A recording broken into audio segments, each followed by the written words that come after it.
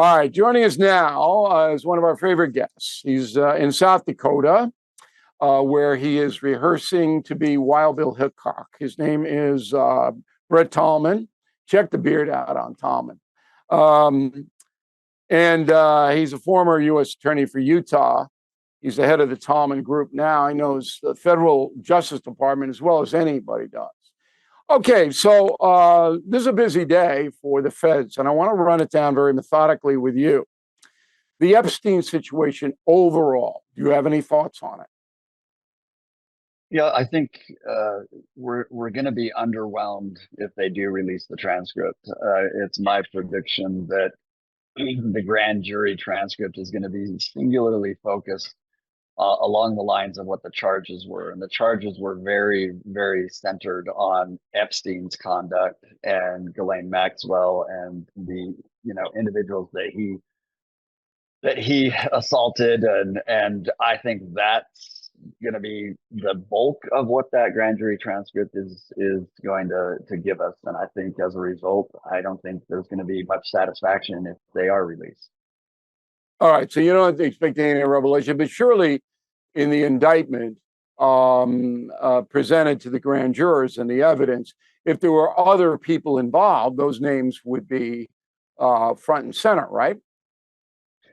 You would, Bill, I've scratched my head at this because if you were doing the investigation properly, you would have included all the other John Does and you would have named them. You would have named them and revealed the conspiracy.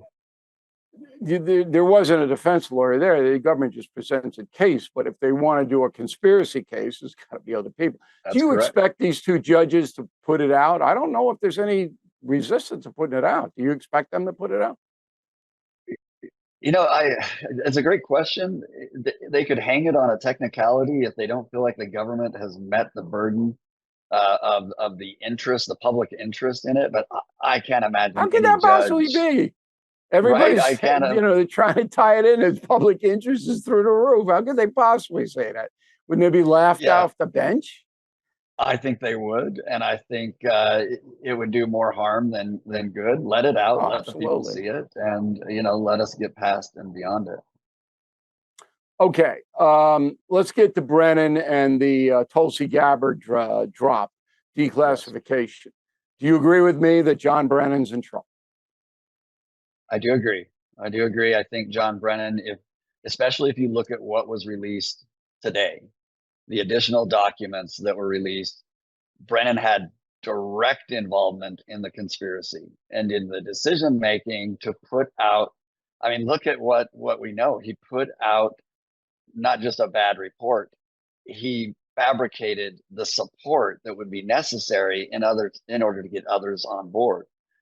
I would say, Bill, I also would include, though, a couple of things that we learned today that may be trouble for Clapper and maybe trouble for Jim Comey. It was the FBI, we now know, that insisted on the Steele dossier being included as support for the ICA. That was on the FBI. But what if Comey didn't know that the Russian collusion stuff was bogus? That's why I like your idea. Brennan knew, but what if Comey didn't know? As I said, there's not a lot of back and forth between the CIA and FBI. I agree, and that's why I think your point is one I've tried to make, which is open a grand jury investigation, then issue your subpoenas to Comey and to others where you're not sure or you're on the fence on, or you don't know what they knew when they knew it, and force them to testify.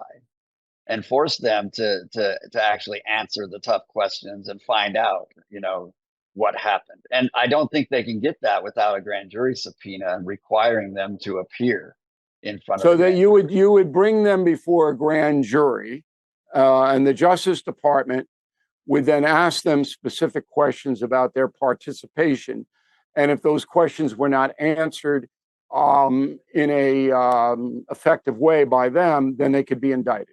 Right? That's correct. Then you can bring that 1001. Would you call charge Senator Schiff in? I would. Yes, absolutely. I think you're the first one I've heard say this, but right now I would be focusing on Schiff because he has told so many lies, and he's going to have a real hard time when he's under oath. Yeah, So 50 that of should them. be top priority. You know, he's the guy that said, "Oh, I have different proof. I'm going to show it." Of course, he never did. Okay, so that's the pathway to getting holding people accountable who may have. And we want to emphasize, and Tolman is on board with this, that we're not convicting these people. I mean, we're giving you the evidence that's been presented today by a declassification. They're entitled to due process and they're entitled to have a lawyer. Although when you do present in front of a grand jury, as you have many times, Brett, you don't get a defense lawyer defending you. You can't take the fifth, right?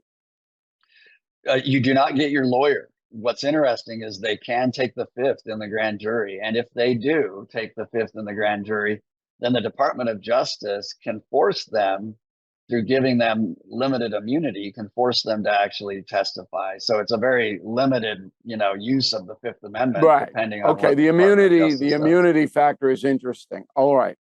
Okay, so the big three would be Brennan, I guess Comey, and Schiff. Now, Clapper is not mentioned in the drop today by Tulsi Gabbard, is she? Is he? What happens is Clapper actually adds a statement vouching for the veracity of the support for the ICA. And that's an interesting thing. So he just said me. He thinks it was true. And he was the director of national intelligence. He held the same position that Gabbard holds now. That's right. Okay. All right. So I would at least question him. Sure. and find out there's no downside. What he did know. Why did you come to that conclusion? Who told you that? Did you see documents? Did you know about these phony documents, the documents that were unsubstantiated? All those questions need to be asked of Clapper. Would you do me a favor and just follow this for us? Because I'm not smart enough to do it all by myself. So I will really follow it closely. Yeah, this is big. Can't have elections subverted. You just can't.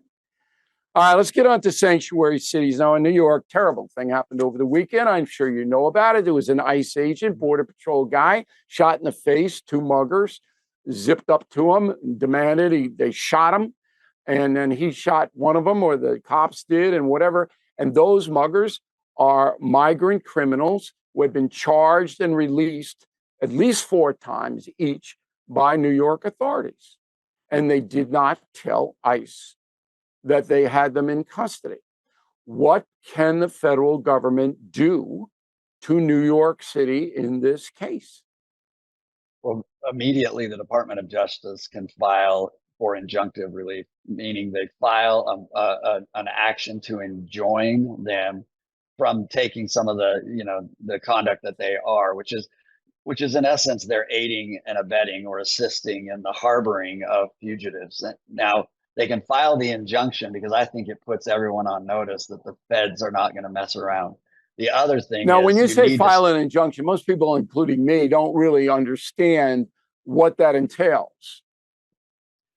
So they can, in essence, invalidate the rules that the city has passed, making it a sanctuary city, allowing it to operate under the guise of law, by arguing that the rules they've passed violate the supremacy clause, for example, and other. That hasn't been done after all of this time? No. Oh my God. Now, say they do that and they invalidate the sanctuary city law in New York and other cities, and the mayors and the police chiefs still don't uphold the law. Can they arrest the mayors and the police chiefs? And they can and they should be arrested. And it should happen swiftly and unapologetically. Yeah. All right. If you don't, that's another story we want to following suit. And that falls under Pam Bondi. Now, she's got to start to take action against these sanctuary places. Finally, what's your opinion of Patel and Bongino and the FBI? I mean, I'm hearing very mixed things about these guys, that they're political appointees above all. They're not real crime fighters. What do you think? I know Kash Patel, and I have a lot of respect for him. I don't know Dan as well. I know he had served honorably, and there's many that speak highly. But I will tell you the one thing that I gauge, I like to gauge the approval or the performance of these folks in these positions. I have a lot of friends in the FBI, and I ask them, what's your impression? What are the thoughts? What are people saying? And what's fascinating about Kash Patel at the helm is there's a sense that the agents on the ground feel like someone has their back. And there's also a sense that they're pushing the FBI back towards violent crime and investigating that. And if those two things are accurate, then I think they've improved the situation, and I'm more The morale optimistic is about up. Yeah, it. That's I have correct. friends. Yeah, I have friends in the bureau as well, and the morale is up. And they dumped a whole bunch of political people out of Washington, and they transferred them to Tulsa and Butte, Yeah, Montana. They punished people who they feel are "quote unquote" suspects. Suspect, not suspects for a yes. crime. Suspect. All right, Brett. Very, very nice of you to help us during your summer vacation, and you're going to be our go-to guy on Look forward all to it. of this subversion of the election, alleged subversion. We really appreciate your time tonight.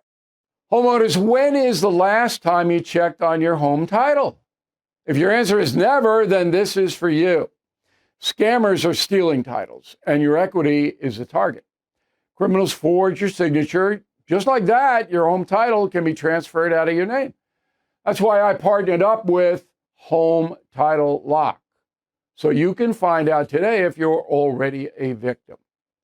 Please use my promo code BILL at HometitleLock.com, and you'll get a free title history report. Plus, you will get a free trial of their $1 million triple lock protection. That's 24/7 monitoring of your title, urgent alerts of any changes, and if fraud does happen, they'll spend up to $1 million to fix it. That's HometitleLock.com, promo code BILL.